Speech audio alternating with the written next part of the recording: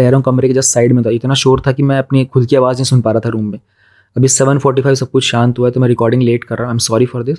मैं इस इनिशिएटिव को कंटिन्यू ही करूँगा, मैं इसे बंद नहीं करूँगा। मुझे एक ग्लिचेस देखने को मिल रहे हैं, मैं और कोशिश कर रहा हूँ कि थोड़ा सा कुछ फिगर आउट करूँ कि मैं बिल्कुल ही 6 साढ़े 6 के बीच में पोस्ट करना स्टार्ट करूँ।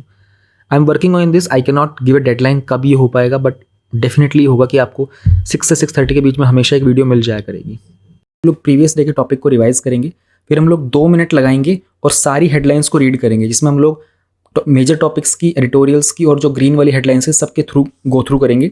यहाँ पर हम लोग ग्रीन हेडलाइंस को हल्का सा 1-2 मिनट का टाइम दे करके एक्सप्लेन भी कर देंगे। देन हमारा टाइम आएगा मेजर न्यूज़ जो है उनको एक्सप्लेन करने का। इसमें we will be covering the topic in detail, तो जो टॉपिक सैफरन कलर में होंगे इनको डिटेल में पढ़ेंगे। फिर हम लोग एडिटोरियल्स को एग्जाम पॉइंट ऑफ व्यू से पढ़ेंगे। आपको नोट्स वगैरह बनाने की ज़रूरत नहीं है। ऐसा कर सकते हो कि जैसे आज ही वीडियो देख रहे हो, आज से 2 दिन बाद का एक सीक्वेंस बना लो। 2 दिन बाद इसकी जो PDF टेलीग्राम चैनल पर अवेलेबल होगी उसको बस रीड करना, कुछ नोट डाउन मत करना। मैं तो कहूँगा न्यूज़पेपर से और इस PDF वगैरह से नोट डाउन मत करो, सिर्फ रीड करो, अवेयर रहो एंड एक पेन और पेपर साथ में ज़रूर रखो, क्योंकि नोट्स तो नहीं बट कुछ वीडियो में ऐसी इंपॉर्टेंट बातें कभी कभी आ जाती हैं जो शायद नोट डाउन करनी पड़े। तो ओवरऑल 3 या 4 लाइन का कुछ आपको नोट डाउन करना पड़े एक दिन में तो वो काफ़ी है। नोट्स बनाने के लिए मैं कहूँगा कि मंथली मैगजीन को आप प्रेफर करो। PDF टेलीग्राम चैनल पर मिल जाएगी आपको इस वीडियो के अपलोड होने के कुछ देर बाद। टेलीग्राम चैनल का लिंक नीचे वीडियो को डिस्क्रिप्शन में गिवन है। Let's start. 2 दिसंबर के हमारे जो कल वाले टॉपिक्स थे उनमें थोड़ा सा एक बार रिवीजन कर लेते हैं। सबसे पहले हम लोगों ने बात की थी यूनिफॉर्म सिविल कोड को लेकर के, एंड मध्य प्रदेश में यूनिफॉर्म सिविल कोड इंप्लीमेंट करने की बात की जा रही है। तो हमारे DPSP के अंदर हमारा जो आर्टिकल 44 होता है वहाँ पर बात की जाती है यूनिफॉर्म सिविल कोड की। एक प्रीवियस ईयर क्वेश्चन भी था इस चीज़ से, और 2015 का एक हमारा मेंस का क्वेश्चन भी आया था इसी चीज़ को लेकर के, एंड रिसेंटली भी एक क्वेश्चन आया था विद रिस्पेक्ट टू दिस। तो ये हम लोगों ने क्वेश्चन डिस्कस भी किए थे। यूनिफॉर्म सिविल कोड क्या होता है, DPSP में आर्टिकल 44 के अंदर है, और सेक्युलर डेमोक्रेटिक रिपब्लिक हमारे कॉन्स्टिट्यूशन में मेंशन भी है। पूरी कंट्री के लिए एक टाइप का लॉ होगा फॉर मैरिज, डिवोर्स, इनहेरिटेंस और अडॉप्शन। राइट नाउ ये सिर्फ गोवा के अंदर एप्लीकेबल है।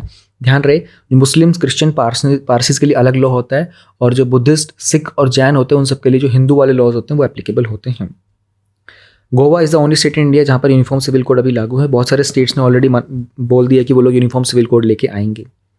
चैलेंजेस क्या होते हैं, बहुत सारे डाइवर्स पर्सन लॉज हैं, लोगों को सेम थॉट प्रोसेस में लेके आना बड़ा मुश्किल होता है। इसी को लेकर कम्युनल पॉलिटिक्स भी बहुत चलता है, और कॉन्स्टिट्यूशन की हर्डल भी है, क्योंकि आर्टिकल 25 कहता है कि every person has the right to practise and propagate their own religion without getting into conflict. फिर हम लोगों ने बात की थी PIL के बारे में। PIL क्या होता है, ये अमेरिकन जूरिस्प्रूडेंस, अमेरिका से ये चीज़ स्टार्ट की गई थी। इंडिया के अंदर 1970s में आया था। कल मैंने बताया था 1970s क्यों याद रखना है, क्योंकि आपको 1976 याद रखना पॉसिबल नहीं होगा ना। तो 76 में, 79 में काफ़ी कुछ हुआ था, तो यू सिंपली राइट 1970s में इंडिया में आया था। एंड कुछ मैटर्स जो होते हैं PIL के, जैसे कि bonded labour, neglected children, non payment of minimum wages, women atrocities, environment, food alteration, heritage and culture. तो PIL public interest litigation, public में किसी को लगता है कि यार मुझे इस पर्टिकुलर मुद्दे के ऊपर केस कर देना चाहिए ताकि सुप्रीम कोर्ट इसमें सुओ मोटो कोई एक्शन ले सके, तो वो PIL फाइल कर सकते हैं। एंड कौन फाइल कर सकता है, अंडर आर्टिकल 32 जब भी आपको कोई फंडामेंटल राइट वॉलेट होता है तो आप डायरेक्टली सुप्रीम कोर्ट के पास जा सकते हो, उसमें PIL फाइल कर सकते हो। आर्टिकल 226 में अगर आपको कोई फंडामेंटल राइट वॉलेट होता है तो आप हाई कोर्ट के पास जा सकते हो।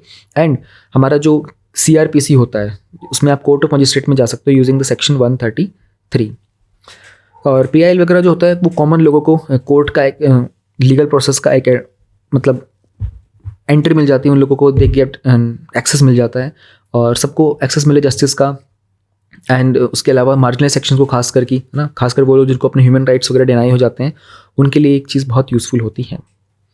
Centre will cut the funds if the land is not allocated for the housing scheme. प्रधानमंत्री आवास योजना ग्रामीण और अर्बन दोनों हम लोगों ने किया था। तो मिनिस्ट्री ऑफ रूरल डेवलपमेंट के अंदर आता है हमारा आवास योजना ग्रामीण वाला, और ministry of urban affairs and housing के अंदर आता है हमारा प्रधानमंत्री आवास योजना अर्बन वाला। इनका काम होता है कि 2022 के एंड तक सब लोगों को पक्का घर मिल जाना चाहिए, एंड उसमें बेसिक फैसिलिटीज़ अवेलेबल होंगी। जो हमारा अर्बन वाला था 2015 में आया था, उसमें भी यही प्लान किया गया था कि जो अर्बन पुअर वगैरह होते हैं, स्लम ड्वेलर्स होते हैं, उनको रहने के लिए पक्का घर मिल जाए। एंड कुछ कंडीशंस है बेनिफिशरीज में कौन कौन होना चाहिए। अर्बन वाले में खासकर की मेन जो एम था वो था कि फीमेल के नाम पर उस घर को होना चाहिए, ओनरशिप फीमेल के नाम पर या फिर जॉइंट में हो, ताकि वीमेन एम्पावरमेंट को भी सपोर्ट किया जाए।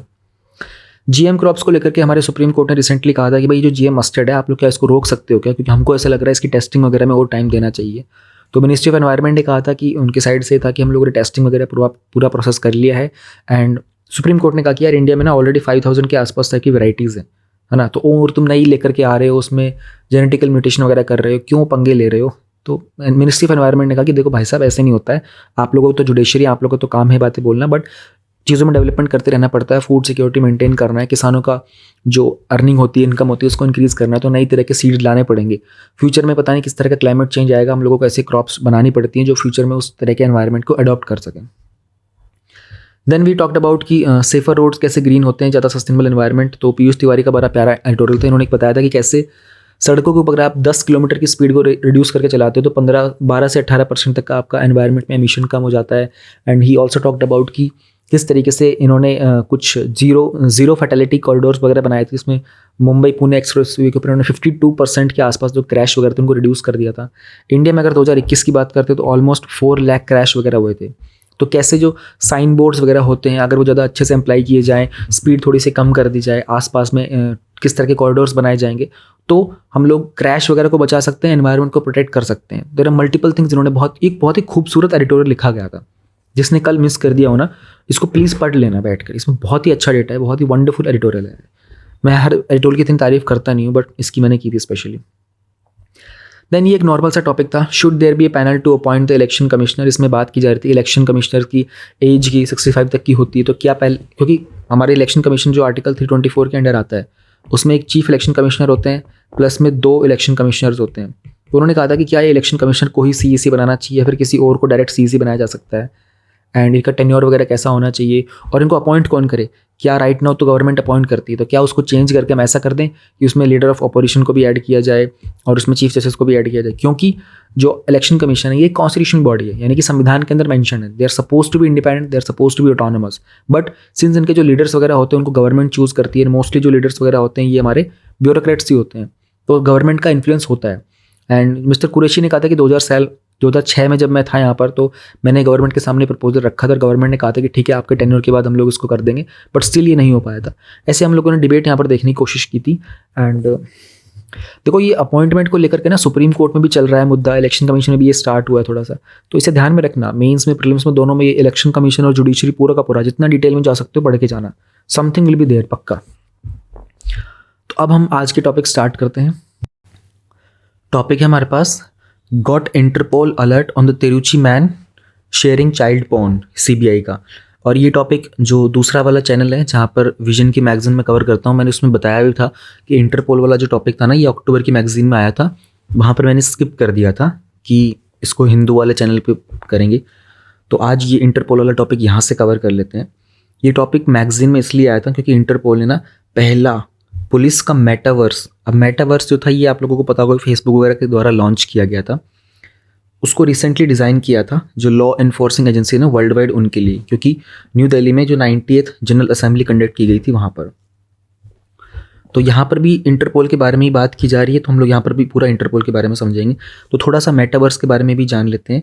एक रियल टाइम का 3D वर्चुअल स्पेस होगा। अब 3D आप 3 डायमेंशन समझते हो, X, Y और Z।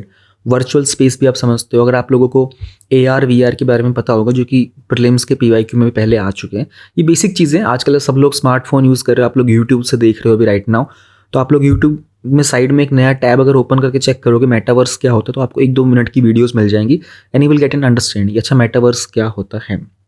तो मेटावर्स के अंदर ना एक वर्चुअल वर्ल्ड में यू कैन मीट समवन, आप कुछ सोशलाइज कर सकते हो। मतलब वर्चुअली आप किसी को दोस्त बना सकते हो, आप कुछ गुड्स एंड सर्विसेज भी परचेज कर सकते हो, कोई इवेंट वगैरह हो रहा होगा मेटावर्स में, आप वो अटेंड कर सकते हो।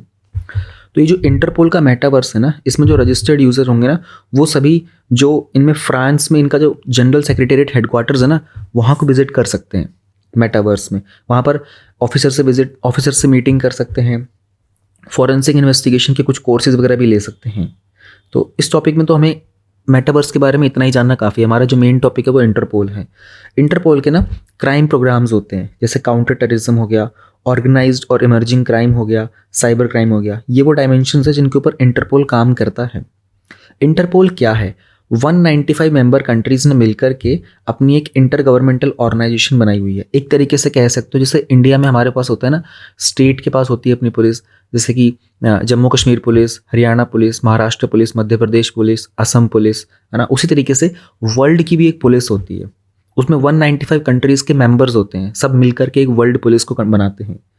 तो मेंबर कंट्रीज़ अपना डेटा शेयर करती हैं क्राइम्स एंड क्रिमिनल्स पर, आपस में एक दूसरे को टेक्निकल और ऑपरेशन सपोर्ट प्रोवाइड करते हैं।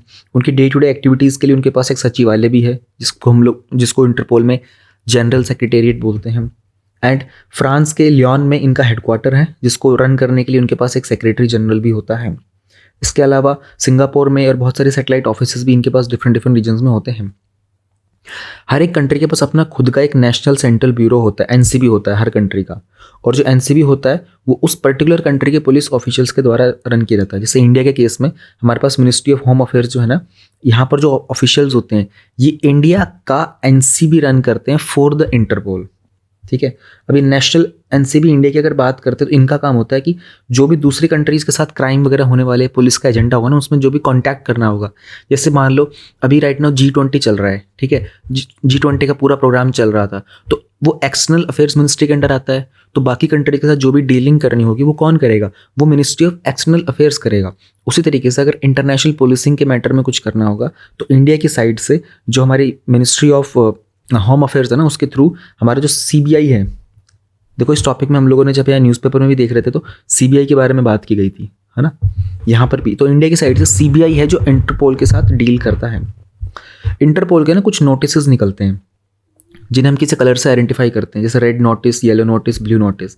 अगर रेड नोटिस निकला है ना, आई थिंक ये ना याद करके चले जाना, कुछ पता नहीं है कि इंटरपोल का कब कोई क्वेश्चन बन के आ जाए। ये प्रीलिम्स में ही आएगा, मेंस में तो there is a very rare chance, क्योंकि अगर आप लोग देखोगे ना मेंस में आपका जो टॉपिक है ना वो GS3 में है, वो इंटरनल सिक्योरिटी का है। उसमें इंडिया की जो सिक्योरिटी एजेंसीज है ना उनके मैंडेट पर क्वेश्चंस आते हैं। तो ED हो गया, NIA हो गया, CBI हो गया। CBI पर तो क्वेश्चन आया था 2021 के मेंस में, पर वो इंटरनेशनल एजेंसी का अगर आएगा ना तो ये GS2 में फॉर्म हो सकता है, लेकिन there is a very rare chance.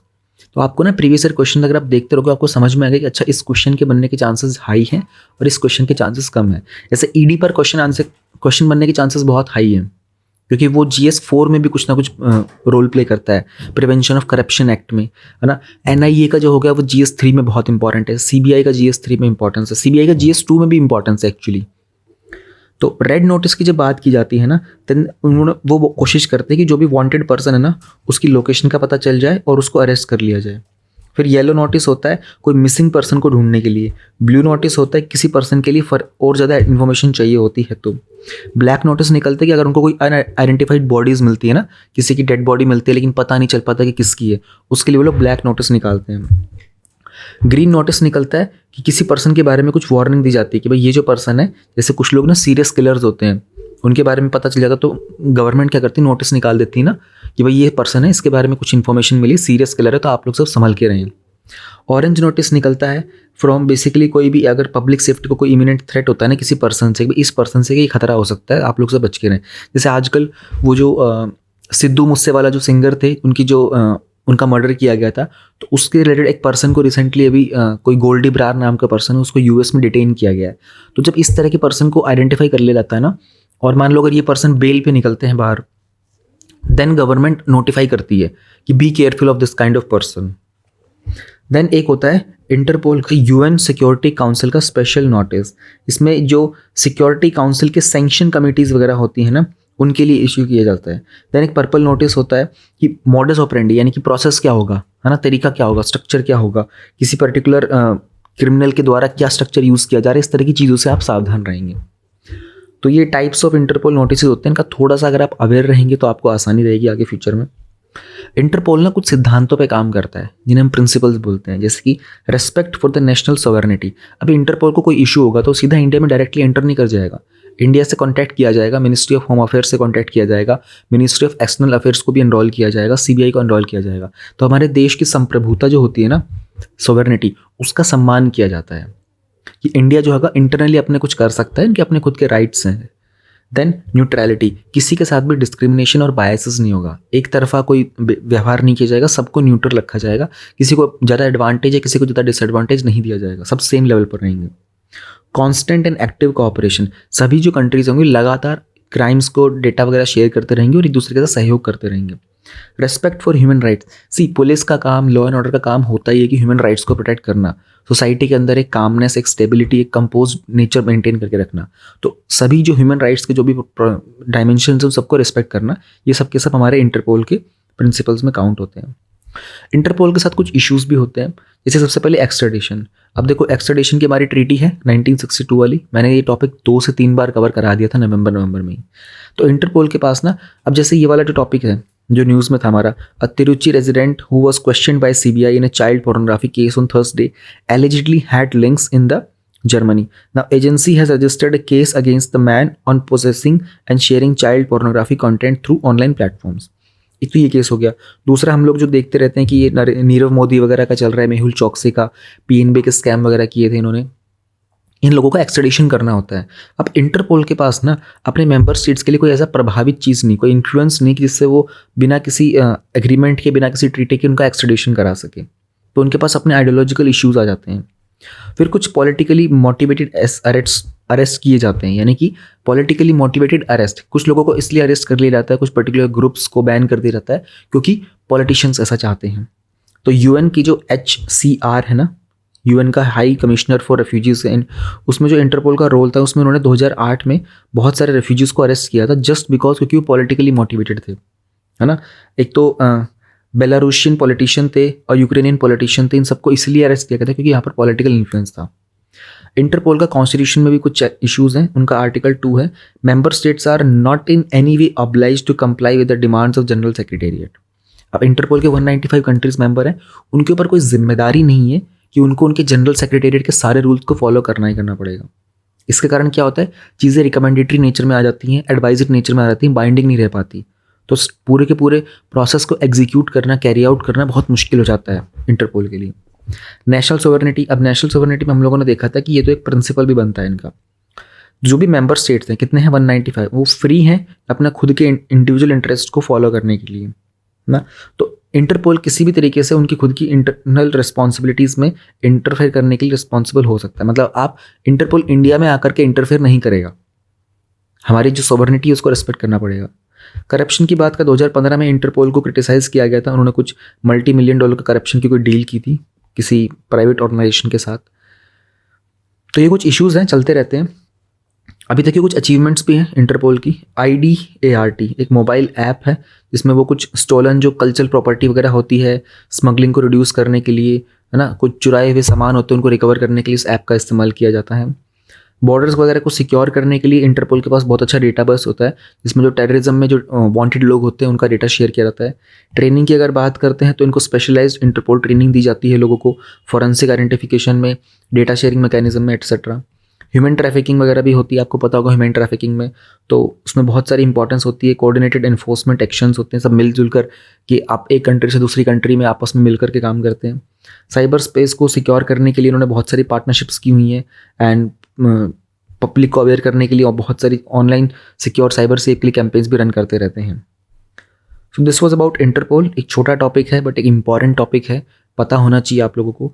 इसमें मेजरली जो आपके लिए चीज़ें समझने की रहेंगी, एक तो उनका हेडक्वार्टर कहाँ पर है, और इंटरपोल के 1-2 बेसिक डेटा, एंड इंडिया की साइड से कौन रिप्रेजेंट करता है, टाइप्स ऑफ इंटरपोल नोटिसेस। ये चीज़ है ना प्रीलिम्स में, इसमें से अगर आएगा ना, मान लो इंटरपोल का पूरा टॉपिक आएगा तो एक स्टेटमेंट आएगा जिसमें वो नोटिस की बात करेगा किसी ना किसी की, वो किसी कलर के बारे में बात कर देगा।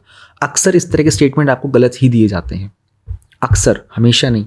तो 90% चांस होगा कि जो भी कलर के बारे में जो डिफाइन करेगा, ग्रीन कलर का जो सिग्निफिकेंस होगा वो ब्लैक में बता दिया जाएगा, येलो का रेड में। तो अक्सर ऐसे गलत होते हैं। देयर इज 10% चांस कि वो सही भी लिख देंगे।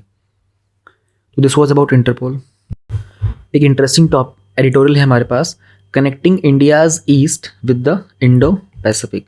अब टाइटल तो आपको समझ में आ ही रहा होगा, और इसमें ना आप ऐसे जो हम लोग लिखते हैं ना, उसके लेकर के एक बड़ा इंपॉर्टेंट पॉइंट है जो मैं आपके साथ डिस्कस करना चाह रहा था। हम लोग इसको पूरा जब पढ़ लेंगे ना तो मैं आपको समझाने की कोशिश करूँगी कैसे इस तरह के एडिटोरियल्स जब लिखे जाते हैं तो इंटरेस्टिंग बन जाते हैं, कैसे एक जो रीडर होता है उसके लिए वो कनेक्टिंग बन जाते हैं। तो राजीव भाटिया जी के द्वारा ये लिखा गया है। एक फेलो थे ये गेटवे हाउस में, और एक फॉर्मर एम्बेसडर रह चुके हैं ऑफ इंडिया टू म्यांमार। अब देखना, इस आर्टिकल की शुरुआत में उन्होंने कहा है, सिंस 2018, अब आज से तकरीबन 4 साल पहले की बात की जा रही है, इंडिया की जो लुक ईस्ट और एक्ट ईस्ट पॉलिसीज़ थी ना, वो इंडो पैसिफिक पॉलिसी में और स्ट्रेटजी में कन्वर्ट हो गए थे। अब हम लोग ईस्ट रीजन की बात करेंगे, हमारे जो 7 सिस्टर स्टेट्स हैं उसमें हमारा एक ब्रदर भी है, इसका नाम सिक्किम है ना। इन सब में ट्रांसफॉर्मेशन देखने को मिल रही है और किस तरीके से यहाँ पर सिक्योरिटी कंडीशंस बेहतर होती जा रही हैं, डेवलपमेंट हो रहा है। एंड लुक ईस्ट में पहले तुम्हारा था कि अब ये जो कुछ कंट्रीज है ना हमारे, कंट्रीज इन स्टेट्स हमारे, मणिपुर है, अरुणाचल प्रदेश, नागालैंड, मिजोरम, ये सबके सब म्यांमार के साथ बॉर्डर टच करते हैं। वो हमारा एक इंटरनेशनल बॉर्डर है, म्यांमार एंड देन बियॉन्ड, है ना। उसके आगे थाईलैंड, वियतनाम, लाओस, कंबोडिया, ये सारे के सारे जो एशियन नेशंस हैं, इनके साथ हमारा क्या कनेक्शन रहेगा, और उसके बियॉन्ड जा करके फिर हम पैसिफिक ओशियन में हमारी क्या कनेक्टिविटी बनती है यहाँ से। तो यही सब चीज़ें हम लोग इस टॉपिक में जानने की कोशिश करेंगे। अब हमारा जो नेशनल कैपिटल इंटरप्रेट रहा है ना इंडो पैसिफिक का, वो इस पॉलिसी से डिफरेंट रहा है। हमारी पॉलिसी क्या थी, लुक ईस्ट की थी, कि पहले ईस्ट को भी हमें कंसिडर करना था, फिर हम लोगों ने उसको लेटर चेंज कर दिया, हमें उसको एक्ट ईस्ट कर दिया कि नहीं, सिर्फ लुक ईस्ट से बात नहीं बनेगी, अब हमको यहाँ पर एक्ट भी करना पड़ेगा, है ना। तो जो नॉर्थ ईस्टर्न और जो ईस्टर्न इंडिया है ना, यहाँ पर ही परसेप्शंस डिफरेंट तरीके से लिए जाते हैं। तो ज़्यादा इंपॉर्टेंट इश्यूज़ हैं राइट नाउ जिन्हें हमें, जैसे कि हमारा एडिक्वेट सिक्योरिटी प्रोवाइड करना है, इस एरिया में हमको इकोनॉमिक डेवलपमेंट करना है, यहाँ जो बाकी का जो कंट्री है ना उसको नॉर्थ ईस्टर्न इंडिया के साथ कनेक्टिविटी और बेहतर प्रोवाइड करनी है। फिर कुछ साउथ एशियन और साउथ ईस्ट एशियन नेशंस हैं, उनके साथ और कनेक्टिविटी एनहेंस करनी है। तो ये सब चीज़ें अपने आप में कैसे एग्जीक्यूट हो पाएंगी, इनका इफेक्टिव तरीका क्या होगा, उसके लिए हमारे पास 5 कैरेक्टरिस्टिक्स होती हैं। 5 कैरेक्टरिस्टिक्स क्या है, एक तो फ्री होना, एक ओपननेस, एक इंक्लूसिवनेस, एक पीसफुलनेस और एक प्रॉस्पेरिटी। FOIPP ये शॉर्ट टर्म के कीवर्ड्स होते हैं, free, openness, inclusiveness, peacefulness and prosperity. ये आपको याद करना पड़ेगा। तो जो पूरा इंडो पैसिफिक है ना, वो इन 5 कैरेक्टरिस्टिक्स के थ्रू ज़्यादा एप्लीकेबल होगा हमारे ईस्टर्न रीजन में। अब आपको इंडो पैसिफिक पता है, आपको ईस्टर्न रीजन पता है, आपको 5 कीवर्ड्स के बारे में पता चल गया, आपको ये भी पता चल गया कि जो लुक ईस्ट पॉलिसी थी उसको बाद में एक्ट ईस्ट बना दिया गया था। अब हमें ये देखना पड़ेगा कि ईस्ट को चाहिए क्या, what the east wants. East का मतलब क्या है, हमारे इंडिया में ईस्ट की अगर बात करते हैं तो हमारे को सबको पता है असम, मेघालय, मिजोरम, मणिपुर, त्रिपुरा, अगरतला, अरुणाचल प्रदेश एंड देन हमारा सिक्किम जो है। ये सारे के सारे नॉर्थ ईस्टर्न स्टेट्स हैं, हम लोग इनको 7 सिस्टर बोलते हैं, सिक्किम को हम लोग 7th ब्रदर बोल देते हैं। इनको बेहतर, हम लोगों ने ऊपर बात की थी ना, बेहतर सिक्योरिटी कंडीशंस चाहिए, इकोनॉमिक डेवलपमेंट चाहिए, है ना। वेस्ट इंडिया को बाकी जो कंट्रीज हैं उनके साथ कनेक्ट करने के लिए ये रीजन है। तो रिसेंटली क्या हुआ था ना कि जो कुछ पॉलिसी को लेकर, जो नीतियाँ होती हैं उनको लेकर के कुछ बातचीत वगैरह चल रही थी। तो मणिपुर की जो कैपिटल है इम्फाल में, वहाँ पर, और उसके अलावा जो बाकी 3-4 स्टेट्स हैं ना जो म्यांमार के साथ अपने बॉर्डर टच करते हैं, उन्होंने वहाँ की लोकल नीड्स क्या होनी चाहिए, प्रायोरिटीज़ क्या होनी चाहिए, उनके ऊपर बात की थी। तो पॉलिसी कॉन्वर्सेशन में उन्होंने इस पर्टिकुलर एरिया ने पार्टिसिपेट किया था। फिर कुछ इंटरेक्शंस की गई थी कि जो आर्टिस्ट वगैरह होते हैं कोलकाता के अंदर ना, वो कैसे अपने इंडो पैसिफिक रीजन के अंदर अपने कल्चर का इन्फ्लुएंस ऐड कर सकते हैं। अभी बड़ा इंपॉर्टेंट है, देखो हम लोग नॉर्थ ईस्टर्न की बात कर रहे होते हैं, लेकिन हम लोग वेस्ट बंगाल को भी कंसिडर करते हैं कि यहाँ के लोगों का कल्चर बड़ा स्ट्रांग रहा है इतिहास में भी, आज की डेट में। क्या हम इनको भी यूज़ कर सकते हैं, क्या हम लोग इनकी हेल्प से नॉर्थ ईस्टर्न रीजन की कनेक्टिविटी को और एनहेंस कर पाएंगे। तो क्या हुआ कि हम लोगों ने बहुत सारे पर्सपेक्टिव्स को कंसिडर किया, कौन से रिस्पॉन्सिबिलिटी गवर्नमेंट है, NGOs हैं, सिविल सोसाइटीज़ होती हैं, प्राइवेट सेक्टर होता है और मल्टीपल ग्रुप्स होते हैं। इन सब की मदद से इंडो पैसिफिक पॉलिसीज़ में हम लोग बेहतर रिजल्ट्स कैसे डिलीवर कर पाएंगे। तो इंडो पैसिफिक के कॉन्क्लेव्स जो थे उनको होस्ट किया गया था एशियन कॉन्फ्लुएंस में, एक थिंक टैंक है जो कि इंडिया के नॉर्थ ईस्ट रीजन में एक्सपर्टीज होल्ड करता है। वहाँ पर पहली बात तो इसने पार्टनरशिप की थी मिनिस्ट्री ऑफ एक्सटर्नल अफेयर्स के साथ और मणिपुर यूनिवर्सिटी के साथ। फिर जो UN का स्टेट कॉन्सुल, US का जो स्टेट कॉन्सुलेट है ना जनरल कोलकाता में, वो भी उसके पार्टनर थे। अब उन्होंने क्या किया था कि मणिपुर को, सिंस मणिपुर यूनिवर्सिटी का भी पार्टिसिपेशन था, उन्होंने बात की थी कि मणिपुर की जो सिक्योरिटी कंडीशंस है ना वो इम्प्रूव हुई हैं 2017 के बाद। हालांकि जो कोर इशू था वो था इंसर्जेंसी का, वो अभी भी वहाँ पर है। अब जिस तरीके से इनको एड्रेस गया था, फिर सब्सटेंशियली कैसे वहाँ पर डेवलपमेंट की गई है, वहाँ पर पीस को फर्दर एक्सेलरेट किया गया है। सिक्योरिटी के असेसमेंट में ना कुछ कॉन्ट्रास्ट देखने को मिला था, है ना। जो ऑफिशियल पर्सपेक्टिव था वो ये था कि जो फिनोमेना है ना स्मगलिंग का, ड्रग ट्रैफिकिंग का, ट्रांसनेशनल बॉर्डर क्राइम का, इंसर्जेंट एक्टिविटी का, ये सब चीज़ें आज की डेट में भी वहाँ पर नॉन ट्रेडिशनल थ्रेट की तरह हैं, एग्जिस्ट करती हैं। चाइना इसमें एक कॉन्स्टेंट प्लेयर निकल के आया है। तो बहुत सारी निफेरियस एक्टिविटीज़ हैं, निफेरियस मतलब कि kind of illegal activities, kind of things which are not allowed. तो इसके कारण से क्या हुआ था कि असम राइफल्स को और बाकी सिक्योरिटी एजेंसीज को इस रीजन में डिप्लॉय किया गया था। बाकी भी कुछ लोकल कम्युनिटीज़ वगैरह भी होती हैं, उन्होंने भी अपना कुछ कंसर्न दिखाया था कि कैसे वहाँ पर बहुत सारी एजेंसीज़ वगैरह लॉफुल एक्सचेंज करती हैं नेबरिंग कंट्रीज़ के साथ। तो बैलेंस व्यू ये हो सकता है कि क्या इफेक्टिव तरीका होगा जिस तरीके से लोग ज़्यादा सेंसिटिव बॉर्डर मैनेजमेंट पे काम कर सके अपने फ्यूचर में। अब हम जरा ये देखने की कोशिश करते हैं डेवलपमेंट एज प्रायोरिटी। तो ये तो हम लोगों ने देख लिया कि नॉर्थ कि ईस्ट को क्या चाहिए, पर ईस्ट को कुछ खास नहीं चाहिए, ईस्ट को अपनी सिक्योरिटी वगैरह चाहिए, ईस्ट को अपना पार्टिसिपेशन चाहिए, वहाँ के जो नॉन ट्रेडिशनल थ्रेट्स जो नए इमर्ज करके आ रहे हैं उनको प्रोटेक्ट करना है। डेवलपमेंट एज प्रायोरिटी, प्राथमिकता किसको देनी है, विकास को, डेवलपमेंट को। तो north east right now economic development के कोर पर है, वहाँ पर डेवलपमेंट हो रही है। 2017 के बाद से बताया गया कि काफ़ी डेवलपमेंट देखने को मिली है। बट रोड्स वगैरह को लिंक करना, ज़्यादा लोगों को जॉब्स क्रिएट करना, खास करके जो लोकल वहाँ की लोकल यूनिवर्सिटी से जो लोग ग्रेजुएट हो रहे हैं उनके लिए जॉब क्रिएट करना, ये अपने आप में वहाँ के लिए अभी भी इन चीज़ों पे काम हो रहा है, चल रहा है। कहा ही जा रहा है कि मणिपुर को एक मेडिकल टूरिज्म के लिए प्रमोट किया जा सकता है, वहाँ पर पॉसिबिलिटीज़ ज़्यादा हैं दूसरे इंडियन स्टेट से ज़्यादा, और बाकी जो नेबरिंग स्टेट्स हैं उनके कंपैरिजन में Manipur has a higher potential to become as a medical tourist place for India. अब वहाँ पर स्टेट की अपनी रिसर्च है, डेवलपमेंट फैसिलिटीज़ हैं जो उस रीजन की बायोडाइवर्सिटी को भी एक्सपैंड करने का फ़ायदा दे सकती हैं। एंड इसके अलावा इंडियन कॉर्पोरेट्स जो हमारे यहाँ की कंपनीज वगैरह होती हैं, फॉरेन इन्वेस्टर्स हो सकते हैं, वो उस एरिया में अगर फर्दर इन्वेस्टमेंट करेंगे तो वहाँ का मैनेजमेंट और बेहतर हो पाएगा। रिसेंटली हुआ क्या था, मणिपुर के जो चीफ मिनिस्टर है ना, एन बीरेन सिंह, उन्होंने बताया भी था कि पूरा का पूरा जो नॉट जस्ट मणिपुर, पूरा का पूरा नॉर्थ ईस्ट किस तरीके से इंजन ऑफ ग्रोथ बन सकता है इंडिया के लिए। उन्होंने कोशिश भी की थी, उन्होंने रिक्वेस्ट भी की थी कि जो बिजनेस कम्युनिटीज़ हैं वो कुछ स्ट्रेटेजिक तरीके से यहाँ पर के लिए कुछ ब्लूप्रिंट वगैरह बनाए, एंड यहाँ पर जो कॉमर्स में, कनेक्टिविटी में, ह्यूमन कैपिटल डेवलपमेंट की जो अपॉर्चुनिटीज़ हैं उनका फ़ायदा उठाया जाए। कोलकाता में भी कुछ इंटेलेक्चुअल्स और परफॉर्मर जो थे उन्होंने भी इस चीज़ को थोड़ा सा जोर देने की कोशिश की थी कि कैसे ये जो पूरा का पूरा रीजन है ना, ये कल्चरल डोमेन बन सकता है इंडिया की तरफ से। फिर इसके अलावा रिसेंटली एक एम्बिशियस तरीके से ना कुछ 75 आर्टिस्ट थे, 9 कंट्रीज थे, उन्होंने भी इस रीजन की यूनिटी एंड डाइवर्सिटी को हाईलाइट की थी। उन्होंने म्यूजिक, डांस, ड्रामा, क्यूजीन वगैरह के थ्रू। तो क्लियरली उन्होंने जो कल्चरल डिप्लोमेसी थी ना, और जो लोगों का पीपल टू पीपल कॉपरेशन होता है ना, उसमें एजुकेशनल एक्सचेंज होते हैं, टूरिज्म वगैरह होता है, इन सब में ट्रेड कितना डिज़ायरेबल रहता है इसके ऊपर भी जोर देने की कोशिश की थी। अब आप लोगों ने हर्षवर्धन श्रृंगला का नाम तो सुना ही होगा, वो हमारे जो मिनिस्ट्री ऑफ एक्सटर्नल अफेयर्स है उनके फॉर्मर सेक्रेटरी रह चुके हैं।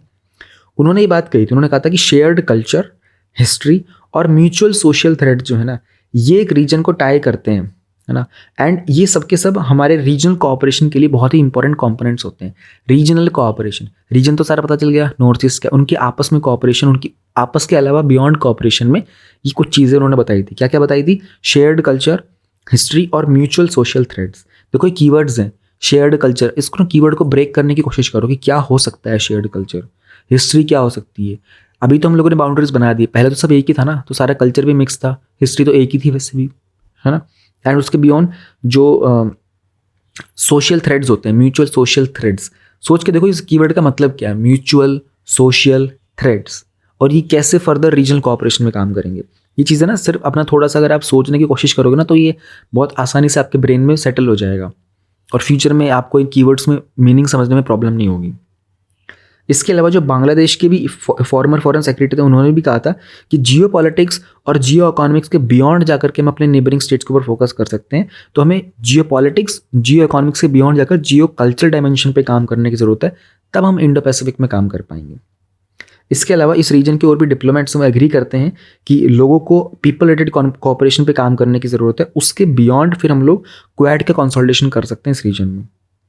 यूएस के भी जो काउंसल जनरल थे जो कोलकाता में थे, मेलिंडा पेविक उनका नाम है, उन्होंने भी कहा था कि कंट्री जो है it's proud Indo Pacific nation है। उन्होंने इस बात पर फोकस भी किया था, हमारे जो हिस्टोरिकल और जोग्राफिकल टाइज थे किस तरीके से उनको फोर्टिफाई किया जा सकता है फ्यूचर चैलेंजेस के लिए। तो 2 कॉमन थ्रेड्स इमर्ज होकर आए हैं इन रिसेंट एक्सचेंजेस से। पहला तो जो किस तरह की ग्रोइंग सिग्निफिकेंस रही है बे ऑफ बंगाल रीजन में, एंड जो कॉन्सेप्ट था इंडो पैसिफिक का वो काफ़ी डिस्टेंट दिखाई दे रहा था, लेकिन द मोमेंट उसको एक आउटर सर्कल के द्वारा परसीव किया गया बे ऑफ बंगाल के द्वारा और उसके लिटोरल स्टेट्स के द्वारा, तो वो वापस से पॉसिबल लगने लग गया है। इसलिए जो मेंबर स्टेट्स हैं उनको ज़्यादा इन्वेस्ट करने की जरूरत है बिम्स्टेक में। बिम्स्टेक क्या होता है, बे ऑफ बंगाल का इनिशिएटिव है for multi sectoral technical and economic cooperation. Second, हमको इंडो पैसिफिक की स्ट्रेटेजी को और फर्दर इंप्लीमेंट करने की ज़रूरत है ना। नॉर्थ ईस्ट और ईस्टर्न इंडिया से जो वॉइसेज है ना उनको सुनने की ज़रूरत है। अब मैं आपको समझाना क्या चाह रहा था ना, देखो उन्होंने क्या किया, लास्ट में कितनी अच्छी एंडिंग की है ना एक तो उन्होंने 2 कंक्लूजन दे दिए। सेकंड उन्होंने कहा thus beyond look east and act east lies the think and relate east especially with in our own country. Starting इन्होंने कितने अच्छे कीवर्ड से की थी ना कि लुक ईस्ट और एक्ट ईस्ट जो पॉलिसीज है ना, they have moved into the phase of Indo Pacific policy and strategy. और एंडिंग भी कैसे की है, thus beyond look east and act east lies think and release east especially with in our country. तो मैं आप लोगों को बस ये जताना चाह रहा था कि देखो ऐसे राइटिंग में ना यही होता है। अगर आप जहाँ से स्टार्टिंग करते हो ना, जो रीडर होगा ना, जब वो एक एक लाइन रीड करता रहेगा वो समझता रहेगा अच्छा अच्छा ठीक है ठीक है ठीक है ये लिखा है, ठीक है ठीक है ठीक है ठीक है लिखा है। द मोमेंट आप कभी कभी इस चीज़ को बीच में कनेक्ट कर दोगे है ना, फिर आप इसको फर्दर लास्ट में कनेक्ट कर दोगे। You see the connectivity forms. जब मैं इसको हाईलाइट भी कर रहा था ना, तो इमीडिएटली जैसे मैंने वो लास्ट वाली लाइन को रीड किया ना, मैंने कहा अरे वाह सच ए ब्यूटीफुल कनेक्टिविटी। इमीडिएटली मेरे को पूरा का पूरा जो प्रीवियस के जो लाइनें लिखी हुई थी ना सारी की सारी, everything started to make sense to me. Just because कि मैंने जब ऐसा शुरू किया था ना, मैंने वहीं पर आ गया, तो मैंने कंप्लीट सर्कल बना दिया। तो everything got encircled with in this. ये आपको समझना पड़ेगा। ये ना साइकोलॉजिकल हैक्स होते हैं जो आपको अपने एसे राइटिंग में इंप्लीमेंट करने पड़ेंगे। You try this thing. आप लोगों ने किया भी होगा ये चीज़ पहले practice, but again do not forget कि ये चीज़ इतनी इंपॉर्टेंट है कि देखो एक फॉर्मर एम्बेसडर थे। एम्बेसडर कौन होते हैं? ये सब यूपीएससी क्लियर करके गए ये लोग। The same person is written this ऐसे। आपको भी फ्यूचर में यहीं पर जाना है, आपको भी ब्यूरोक्रेट बनना है। आप में से बहुत लोग होंगे जो फॉरेन सर्विस में जाना चाहते होंगे। Use this things. इसलिए न्यूज़पेपर वाला इनिशिएटिव है कि ऐसी चीज़ों को आप पकड़ना स्टार्ट कर दो। एक इंटरेस्टिंग टॉपिक है, protect the glacial period coastal red sand dunes of Vizag. Vizag मतलब यहाँ पर विशाखापट्टनम की बात की जा रही है। अब सैंड ड्यून्स हैं, आपको ये फोटो में दिखाई दे रहा होगा ना, ये कुछ लोग खड़े हैं। तो ये जो मिट्टी है ना, सैंड ड्यून्स वगैरह जो बने हुए, ये लाल मिट्टी है थोड़ी सी।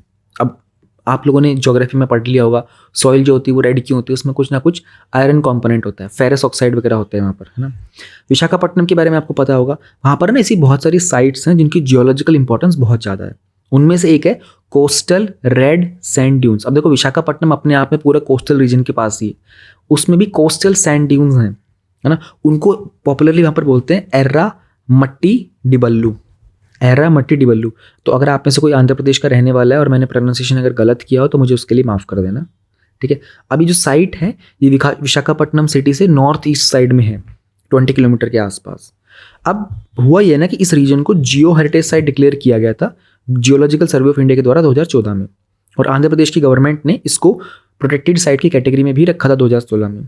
जियोलॉजिस्ट ये कहते हैं कि इस साइट में बहुत सारी सिग्निफिकेंस है जियोलॉजिकली, आर्कियोलॉजिकली एंड एंथ्रोपोलॉजिकली भी, एंड इसको फर्दर इवैल्यूएशन के लिए और स्टडी के लिए हमें प्रोटेक्ट करना पड़ेगा। हुआ क्या है ना, प्राइमरीली इस साइट को ना प्रोटेक्ट किया गया था ताकि इसमें ये स्टडी कर सके क्लाइमेट चेंज का कैसे इंपैक्ट पड़ा है, क्योंकि इस पूरे रीजन ने ग्लेशियल और वार्म पीरियड्स देखे थे। अब ग्लेशियल पीरियड क्या, एक ज़माना था ना जब हमारा जो ओशन था वो पूरा का पूरा ग्लेशियर था, अपने आप में पूरा का पूरा बर्फ था, पहले पानी तो सब कुछ नहीं था ना।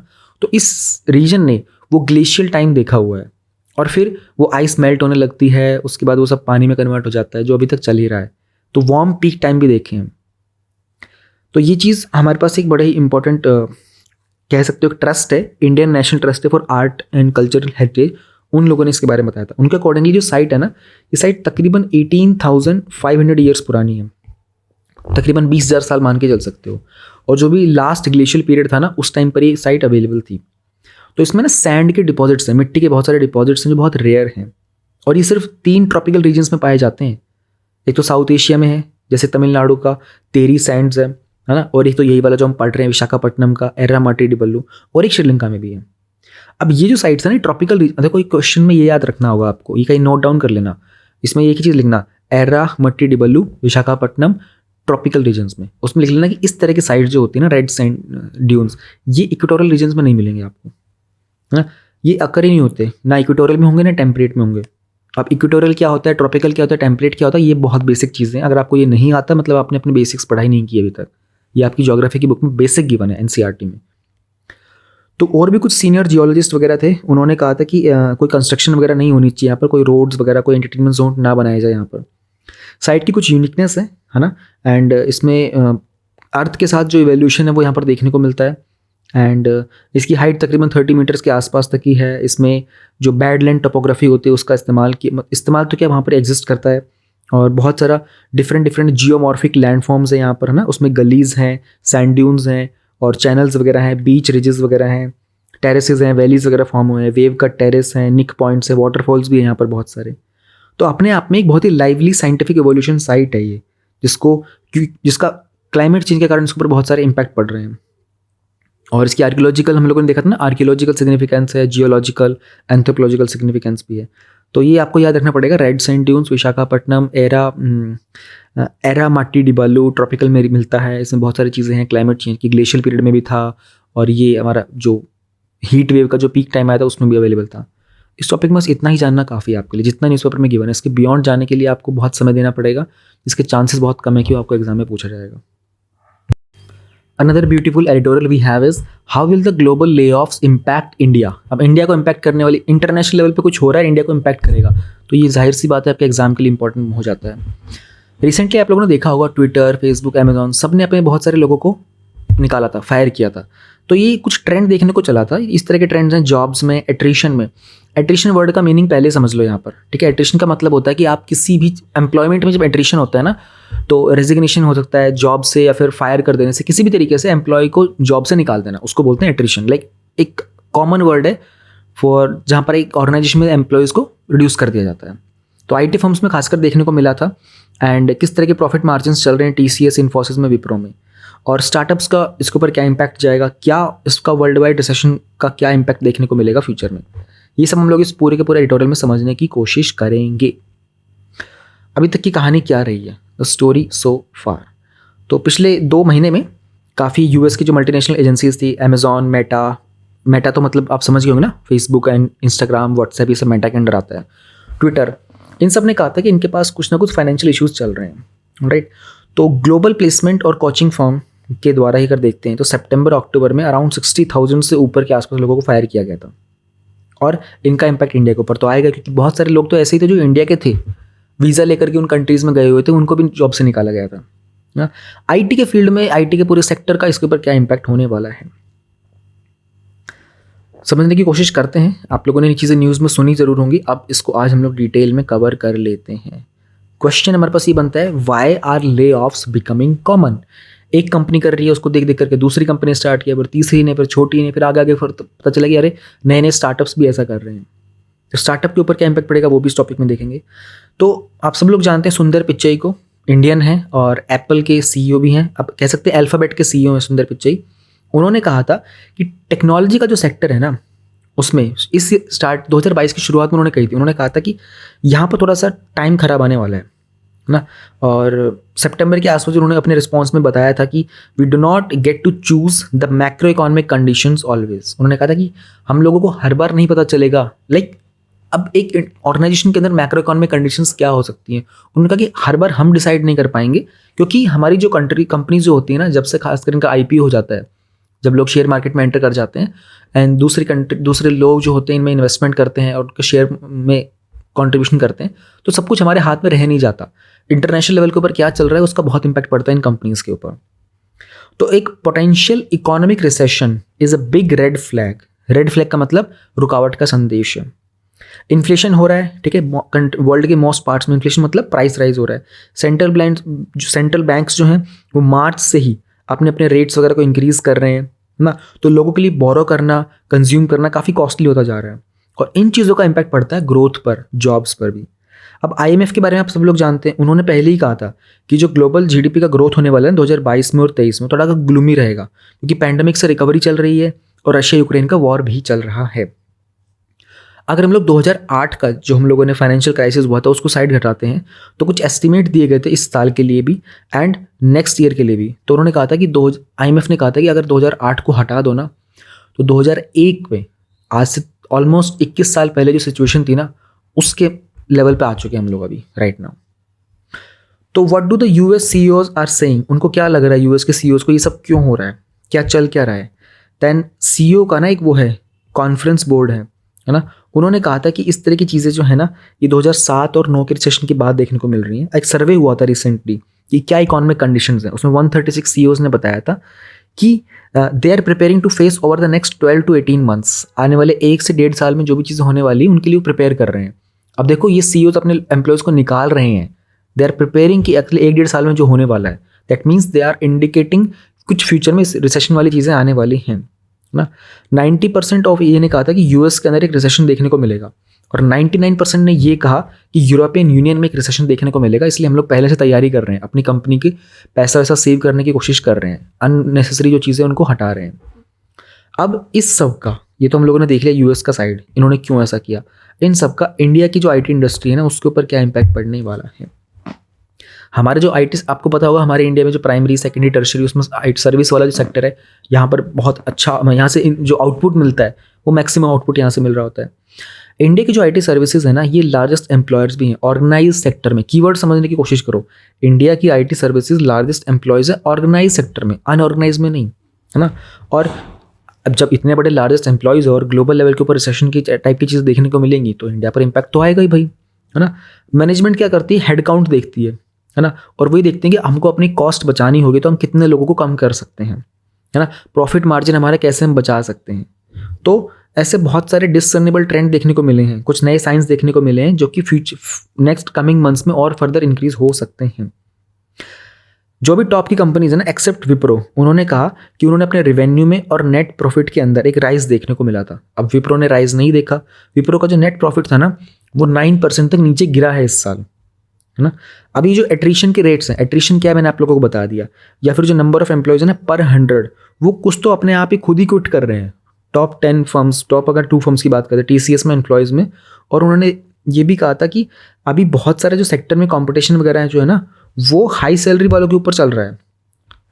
सोच के देखो कि लो सैलरी वाले तो छोड़ो, हाई सैलरी वाले भी आपस में रिजाइन कर रहे हैं, because they are also understanding कि क्या फ्यूचर में होने वाला है। इन्फोसिस के अंदर जो एट्रिशन रेट है वो भी डिक्लाइन हुआ है ना। उसके अलावा बहुत सारी चीज़ें, इन्फोसिस के अलावा अगर आप देखते हो दूसरी कंपनीज भी हैं उनमें भी हुआ है। टीसीएस के अंदर भी जो इस तरह का रेट वगैरह था वो डाउन देखने को मिला था, जो प्रॉफिट मार्जिन थे ना वो भी डाउन चले गए थे थोड़े से। अब हमें ये जानना है स्टार्टअप्स के ऊपर क्या होगा। स्टार्टअप्स तो एकदम बड़ी चीज़ होती है, छोटा सा नया पौधा होता है, उसको तो सपोर्ट चाहिए होता है, उसको तो एम्प्लॉयज़ भी चाहिए, उसको पैसा भी चाहिए होता है ना। अब ये इंडिया में अगर आप देखते हो तो एजुकेशन टेक्नोलॉजी, एडटेक के जो स्टार्टअप्स हैं, अब आप लोग यूट्यूब पर ये वीडियो देख रहे हो राइट नाउ, हिंदू एनालिसिस का, you all are aware of Byju's, you all are aware of Aakash वाला जो था वो बायजूस के साथ चला गया था। देन वेदांतु के बारे में पता है, अनअकैडमी के बारे में आपको पता है, और भी बहुत सारे कोचिंग इंस्टीट्यूट्स हैं जो एडटेक कंपनीज के साथ जुड़ गए हैं, है ना। अब ये पूरा का पूरा जो सेक्टर है ना, जो हमारा वर्ल्ड वाइड जो चल रहा है, उसका हमारा एजुकेशन टेक्नोलॉजी के सेक्टर पे इंडिया में स्पेसिफिकली इन पर इम्पैक्ट देखने को मिल रहा है ना। क्योंकि पैंडेमिक के बाद ऐसा देखने को मिला कि बहुत सारे लोग जो इन वेबसाइट्स पर जाते थे पढ़ने के लिए वो सडनली कम हो गया। पैंडेमिक के दौरान तो प्रॉब्लम आ गई थी, ऑप्शन नहीं भी रहा था, बट पैंडेमिक के बाद ही सारी की सारी चीज़ें रिड्यूस हो गई थी, है ना। तो मोर देन 15,000 एम्प्लॉयज़ जो था ना उनको 2022 में हटाया गया इन कंपनीज से, क्योंकि फंडिंग की प्रॉब्लम थी।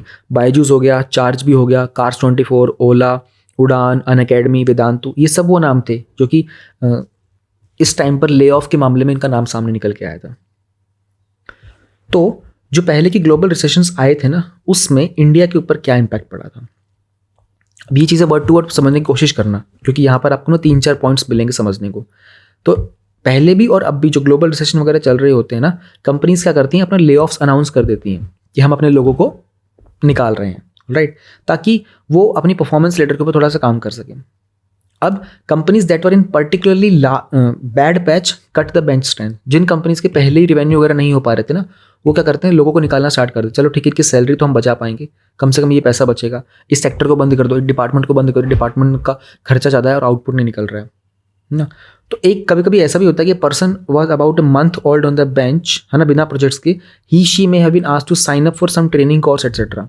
अगर जो प्रोफेशनल स्पेंड होता है, मतलब एक पर्सन ने ज्वाइन किया, 1 महीना उसको हुआ है, उसके पास कोई प्रोजेक्ट तो दिया नहीं गया 1 महीने के अंदर, लेकिन वो ट्रेनिंग पे था, उसको सिखा रहे थे। अब उसको 3 महीने लगेंगे ट्रेनिंग करने के लिए, है ना। 3 महीने बाद भी प्रोजेक्ट ले पाएगा नहीं ले पाएगा पता नहीं चलता है। तो सिस्टम इटसेल्फ अपने आप को ईज आउट करने की कोशिश करता है, ऐसे लोगों को निकाल दिया जाता है। ये हुआ था 2008 के आसपास भी, है ना। और वो फिर बाद में कंपनीज में 2-3 साल तक चलता भी रहा था, ऐसा नहीं थी 2008 में सब कुछ चीज़ें खत्म हो गई थी। It went on for another 2-3 years. तो ये चीज़ें हैं भाई, कैसा स्टार्टअप पे इंडिया में एजुकेशन टेक्नोलॉजी पे इम्पैक्ट पड़ रहा है। और यूएस के अंदर जो उन्होंने बोल दिया कि भाई यूरोपियन यूनियन के अंदर और यूएस के अंदर रिसेशन देखने को मिलेगा, इसलिए वो लोग एम्प्लॉयज़ को पहले निकाल रहे हैं। ये था हमारा एडिटोरियल, इसमें और ज़्यादा कुछ था नहीं जानने का। Whatever is given here is enough for you to understand things. एक और इंटरेस्टिंग एडिटोरियल है, एडिटोरियल तो कह सकते हैं, कैसे कहेंगे, तो क्वेश्चन आंसर फॉर्मेट में, how do the personality rights protect the celebrities. Personality rights आप लोगों ने शायद इसके बारे में पहले कभी सुना नहीं होगा। और दिल्ली हाई कोर्ट जो है ना, उन्होंने रिसेंटली क्या किया था, एक इंटरिम ऑर्डर दिया था कि किसी भी तरह का अनलॉफुल यूज़ नहीं होगा बॉलीवुड एक्टर स्टार अमिताभ बच्चन के नाम का, इमेज का और उनकी वॉइस का। ये टॉपिक कल से न्यूज़ में काफ़ी चल रहा है, कल परसों से, तो थोड़ा इसके बारे में जान लेते हैं कि ये पर्सनैलिटी राइट्स क्या चीज़ें होती हैं। एंड सोच करके देखो ना, अगर आपको सिर्फ ये क्वेश्चन ही दिया हो, how do personality rights protect the celebrities. Personalities कौन होते हैं, सेलिब्रिटीज़ कौन होते हैं जो कि थोड़ा लाइमलाइट में रहते हैं, कुछ ऐसी एक्टिविटीज़ करते हैं, एंटरटेनमेंट टाइप का हो गया, इनके बिजनेस टाइकून्स भी होते हैं बहुत सारे, वो भी पर्सनैलिटीज़ में होते हैं। उनकी ना अपनी खुद की भी एक प्रिवेसी होती है। इस टॉपिक में यही चीज़ देखने की पड़ेगी हमको। तो पर्सनैलिटी राइट का मतलब बेसिकली एक पर्सन की वो राइट्स जो उसको और उसकी पर्सनैलिटी को under the right to privacy protect करते हैं, है ना। अब ये राइट्स बहुत इंपॉर्टेंट है क्योंकि सेलिब्रिटी का नाम, फोटोग्राफ और इनकी वॉइसेस को भी कभी कभी मिसयूज़ कर लिया जाता है बहुत सारे एडवर्टाइजमेंट्स में, है ना। डिफरेंट कंपनीज अपने जो सेल वगैरह होती है उनको बूस्ट करने के लिए इनका इस्तेमाल करती हैं। अब ये नेसेसरी है कि जो भी रिनॉन्ड पर्सनैलिटीज सेलिब्रिटीज़ हैं वो अपने अपने नाम इस तरह के पर्सनैलिटी राइट्स में रजिस्टर कर दें, और एक लार्ज लिस्ट होगी यूनिक पर्सनल एट्रीब्यूट्स की जिसके कारण सेलिब्रिटीज़ बनता है, राइट। अमिताभ बच्चन के बारे में सोच कर देखो ना, वो इंसान इतना क्यों है भाई। वो इंसान एक ज़माने में ना एक एडवर्टाइजमेंट के 2 करोड़ रुपये लेता था। जस्ट वो कुछ सेकंड्स की 15 से 30 सेकंड के बीच में एक एडवर्टाइजमेंट होती थी, उसके वो 2 से 4 करोड़ रुपये लेता था, ठीक है। तो उसकी वैल्यू है, उसकी आवाज़ की वैल्यू, गवर्नमेंट भी उस पर्सन को हायर करती है एडवर्टाइजमेंट्स के लिए। तो बहुत सारे यूनिक पर्सनल एट्रीब्यूट्स होते हैं और ये सारे के सारे एट्रीब्यूट्स मिला करके प्रोटेक्ट किए जाने चाहिए। उनका नाम हो गया, उनका निक नेम हो गया, स्टेज का कुछ नाम होता है, कुछ एक्टर्स होते हैं उनका स्टेज का नाम कुछ और होता है ना। एंड पिक्चर्स होती है उनकी लाइकलीनेस होती है, उनकी इमेज होती है और उनके द्वारा आइडेंटिफाइबल पर्सनल प्रॉपर्टी भी होती है ना। कुछ पर्सनैलिटीज़ के पास उनकी डिस्टिंक्टिव रेस कार्स भी होती हैं। जैसे एक ज़माने के अंदर सचिन तेंदुलकर को लेकर भी था कि भाई इस बंदे के पास फरारी है, उस ज़माने में सबके पास नहीं हुआ करती, बाद में तो काफ़ी लोगों ने ले ली थी। तो क्या ये जो पर्सनैलिटी के राइट्स होते हैं ये पब्लिसिटी के राइट से डिफरेंट होते हैं। पर्सनैलिटी राइट तो हम लोगों ने सोच लिया, उनके डिफरेंट एट्रीब्यूट्स वाले होते हैं, है ना। तो पर्सनैलिटी के राइट उनकी पब्लिसिटी के राइट से डिफरेंट होते हैं। कैसे? पर्सनैलिटी राइट्स के अंदर 2 तरह के राइट्स आएंगे। पहला, राइट टू पब्लिसिटी या फिर right to keep one's image and likeness from being commercially exploited without the permission of contractual compensation. समझने की कोशिश करते हैं। पर्सनैलिटी और पब्लिसिटी दोनों कीवर्ड्स के ऊपर फोकस करो। मीनिंग कहाँ लिखा हुआ स्क्रीन के ऊपर उसको अंदर जाने की कोशिश मत करो, अपनी आंखें बंद करके देखने की कोशिश करो। पब्लिसिटी क्या होता है, पर्सनैलिटी क्या होता है। आपका भी तो पर्सनैलिटी का एक टेस्ट होता है ना, इंटरव्यू जिसको हम बोलते हैं, वो एक्चुअली में तो पर्सनैलिटी टेस्ट होता है। इंटरव्यू तो गलत वर्ड है उसके लिए, यूपीएससी नहीं चाहता इंटरव्यू वर्ड यूज़ करना, दे वांट ही पर्सनैलिटी टेस्ट। क्या होती है पर्सनैलिटी? तो क्या आपकी पब्लिसिटी का राइट है आपको, या आपकी पर्सनैलिटी में फॉल करेगा? और आपकी खुद की इमेज, आपकी क्या लाइकलीनेस है, इसको कोई कमर्शियली एक्सप्लॉइट ना करे बिना आपकी परमिशन के, ये भी आपका पर्सनैलिटी राइट में आएगा। ऑलराइट। अब सेकेंडली आपका राइट टू प्रिवेसी होता है ना। प्रिवेसी का मतलब कि आपकी जो खुद की पर्सनैलिटी है ना वो पब्लिकली कोई और यूज़ ना करे। सी दोनों में थोड़ी सी डिफरेंस है, पहले वाले पार्ट में सेकेंड वाले पार्ट में, बट कंप्लीटली सेम नहीं है दोनों के दोनों।